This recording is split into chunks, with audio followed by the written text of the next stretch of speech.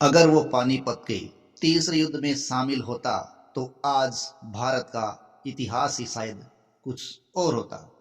उसकी कुशाग्र बुद्धि ने उसे जाटों का प्लेटो कहने के लिए भी लोगों को, इतिहासकारों को विवश कर दिया था।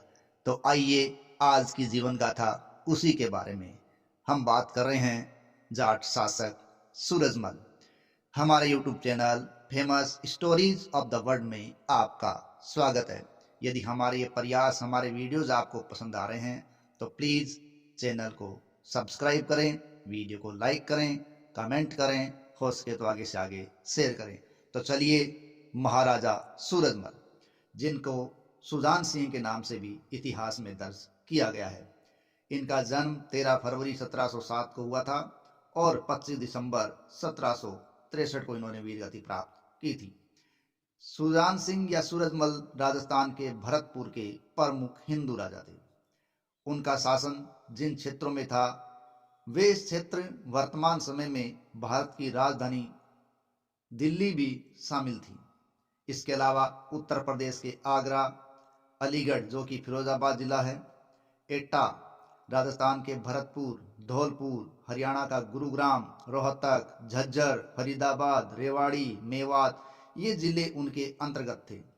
महाराजा सूरजमल में वीरता, धीरता, गंभीरता, उदारता, सतर्कता, दूरदर्शिता, सूझबूझ, चातुर्य और कुशलता थी। साथ ही साथ राजमर्मज्ञता का भी सुगत संगम और मेल था। मेल मिलाप और सह अस्तित्व तथा समावेशी सोच को आत्मसात करने वाली भारतीय संस्कृति के वे एक सच्चे प्रतीक थे। राजा सूरजमल के समकालीन इतिहासकार उन्हें जाटे का प्लेटो कहते हैं। जाटों का प्लेटो।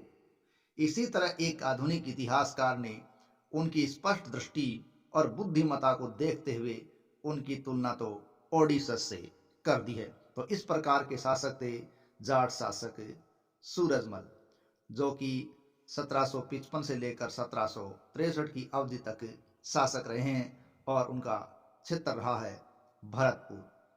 सूरजमल के नेतृत्व में जाटों ने आगरा नगर की रक्षा करने वाली मुगल सेना पर अधिकार कर लिया था। 25 दिसंबर 1763 ईस्वी में दिल्ली के शहादरा में मुगल सेना द्वारा घात लगाकर किए गए एक हमले में इनकी मृत्यु हो गई थी। इनकी मृत्यु धोखे से की गई थी। इनके मृत्यु के समय उनके अपने किलों पर तैनात सैनिकों के अलावा उनके पास 25,000 पैदल सेना और 15,000 घुड़सवार सेना भी थी। भरतपुर का क्षेत्र जहां स्थित है वह इलाका सौदरिया जाट सरदार रुस्तम के अधिकार में था। यहाँ पर सन 1733 में भरतपुर नगर की नींव डाली गई थी। 1732 में बदन सिंह ने अपने 25 वर्षीय पुत्र सूरजमल को डीग के दक्षिण पश्चिम में सोधर गांव के सोधरियों पर आक्रमण करने के लिए भेजा था। इस प्रकार बदन सिंह है वो जाट साम्राज्य के संस्थापक थे और सूरजमल उनका पुत्र था। सूरजमल ने सोधर को जीत लिया। वहां राजधानी बनाने के लिए किले का निर्माण शुरू कर दिया। भरतपुर में स्थित यह किला लोहागढ़ किला आयरन फोर्ट के नाम से इतिहास में दर्ज हुआ है और ये इतिहास में देश का एकमात्र किला है जो विभिन्न आक्रमणों के बावजूद हमेशा अजय और अभेद रहा है। यानी कोई भी इसे कभी इतिहास में जीत नहीं पाया, हालांकि इस पर अनेक आक्रमण हुए थे। बदन सिंह और सूरजमल यहां आकर 1753 में रहने लगे थे। भरतपुर के किले का निर्माण कार्य शुरू करने के कुछ समय बाद बदन सिंह की आंखों की ज्योति धीरे धीरे कमजोर होने लगी। अतः उन्होंने विवश होकर राजकाज अपने योग्य और विश्वास पात्र पुत्र सूरजमल को सौंप दिया था। वस्तुतः बदन सिंह के समय भी शासन असली बागडोर सूरजमल के हाथ में ही रही थी, लेकिन अब वो पूरी तरीके से उनके हाथ में चली गई। मुगलों, मराठों और राजपूतों के गठबंधन का शिकार हुए बिना ही सूरजमल ने अपनी धाक इस क्षेत्र में स्थापित कर दी थी। घनघोर संकटों की स्थितियों में भी राजनीतिक और सैनिक दृष्टि से पथभ्रांत होने से बचता रहा। बहुत कम विकल्प होने के बावजूद भी उसने कभी गलत या कमजोर चाल नहीं चली। उसने प्रयत्न किया कि संघर्ष का पथ अपनाने से पहले सब शांतिपूर्ण उपायों को आजमाया जाए। यदि वो सफल नहीं हो तो ही आगे दूसरे रास्ते की ओर बढ़ा जाए। नवजात जाट राज्य की रक्षा करने के लिए और उसे सुरक्षित बनाए रखने के लिए उसने अपने अतुल्य साहस और सूझबूझ के साथ काम किया था। लेकिन धीरे धीरे उसकी शक्ति बढ़ती चली गई। महाराजा सूरजमल राजनीतिक कुशल, दूरदर्शी, सुंदर, सुडौल और स्वस्थ थे। उन्होंने जयपुर के महाराजा जयसिंह से भी दोस्ती कर ली थी। 21 सितंबर 1743 को जब जयसिंह की मौत हो गई और उसके तुरंत बाद उनके बेटों ईश्वरी सिंह और माधो सिंह में गद्दी के लिए झगड़ा हो गया था। महाराजा सूरजमल बड़े बेटे ईश्वरी सिंह के पक्ष में थे, जबकि उदयपुर के महाराणा जगत सिंह माधो सिंह के पक्ष में थे। बाद में जहाजपुर में दोनों भाइयों में संघर्ष भी हुआ था और मार्च 1747 में ईश्वर सिंह की जीत हुई थी। लेकिन एक साल बाद 1748 में पेशवाओं ने ईश्वरी सिंह पर दबाव डाल दिया कि वो माधो सिंह को 4 परगना सौंप दे। फिर मराठे, सिसोदिया, राठौड़ वगैरह 7 राजाओं की फौजें माधो सिंह के साथ हो गई थी और ऐसी स्थिति के अंदर ईश्वर सिंह अकेले पड़ गए थे। मई 1753 में महाराजा सूरजमल ने फिरोज शाह कोटला पर कब्जा कर लिया था। दिल्ली के नवाब गाजिउद्दीन ने फिर मराठों को सूरजमल के खिलाफ भड़का दिया और फिर मराठों ने सूरजमल के क्षेत्रों पर घेराव किया। देखिए, इस प्रकार की बात हुई कि मराठों ने जनवरी 1754 से मई 1754 तक भरतपुर जिले में सूरजमल के कुम्हेर किले को घेर के रखा था। मराठे किले पर कब्जा नहीं कर पाए और उस लड़ाई में मल्हार राव होलकर का बेटा खांडेराव होलकर मारा गया था। मराठों ने सूरजमल की जान लेने की ठान ली थी, पर महारानी किशोरी देवी ने सिंधियाओं की मदद से मराठाओं और सूरजमल के अंदर सुलह करवा दी और संधि से मामला शांत हो गया। वेंदेल के अनुसार जर्जर मुगल सत्ता की इसी काल अवधि में जाट शक्ति उत्तरी भारत में प्रबल शक्ति के रूप में उभर कर सामने आ रही थी। स्वयं जयसिंह की मृत्यु के पश्चात सन 1748 के उत्तराधिकार युद्ध में मराठों और राजपूतों सहित 7 राजाओं की शक्ति के विरुद्ध कमजोर किंतु सही पक्ष को विजयश्री दिलवाकर सूरजमल ने जाट शक्ति की श्रेष्ठता भी साबित कर दी थी। उसी समय मुगलों का कोई भी अभियान ऐसा नहीं था जिसमें जाट शक्ति को सहयोग के लिए नहीं बुलाया गया हो। वजीर सफदरजंग तो पूर्ण रूप से अपने मित्र सूरजमल की शक्ति पर ही आधारित था।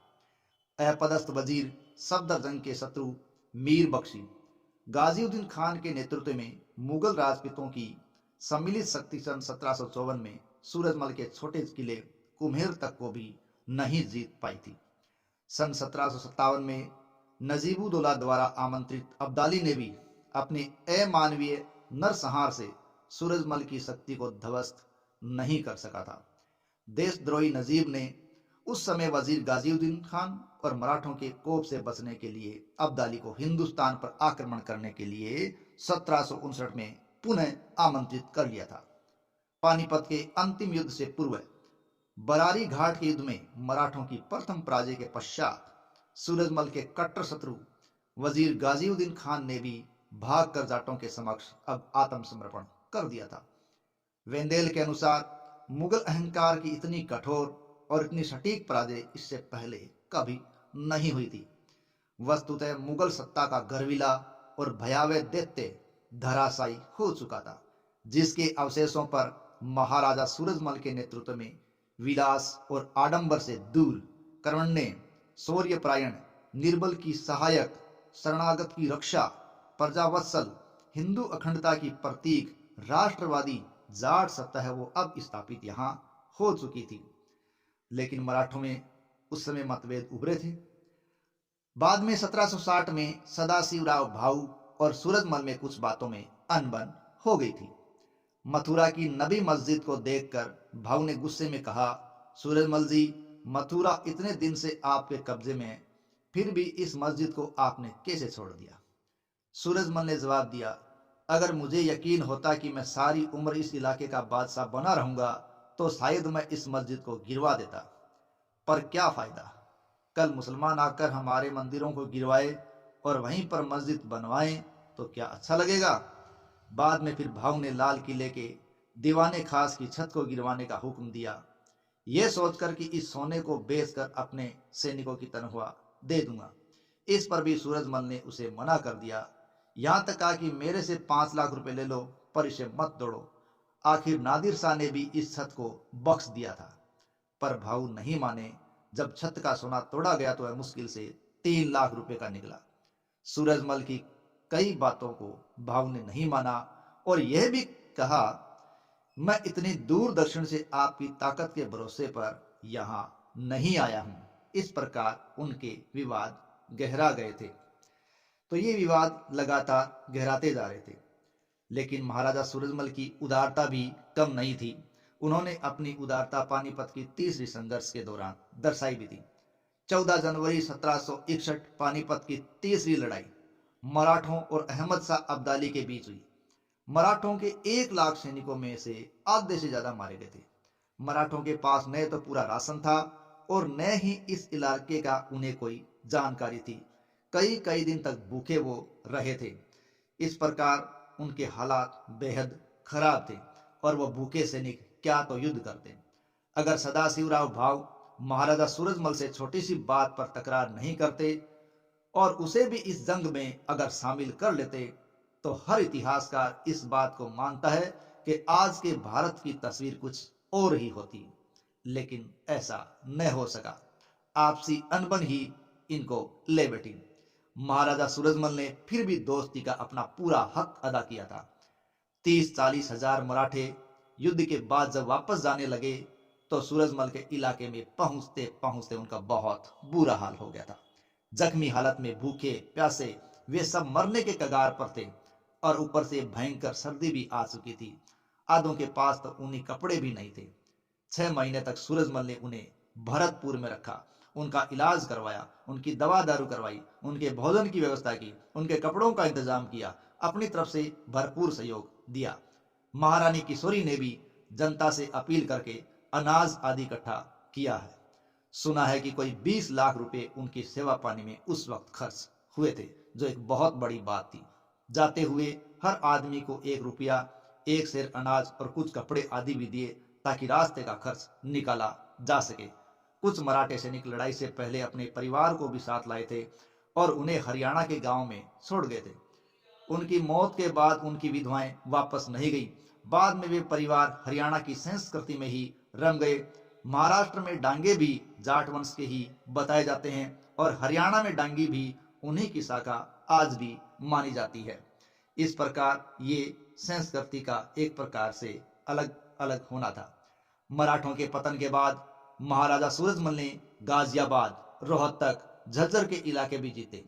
1763 में फर्रुख नगर पर भी कब्जा किया। वीरों की शेष युद्ध भूमि होती है, ये बात हर शासक जानता है। भरतपुर के इस शासक को भी युद्ध भूमि की भी सेज प्राप्त हुई थी, लेकिन वो एक धोखे का शिकार हुए थे। 25 दिसंबर 1763 को युद्ध में नवाब नजीबुद्दौला ने धोखे से महाराजा सूरजमल की हत्या कर दी थी।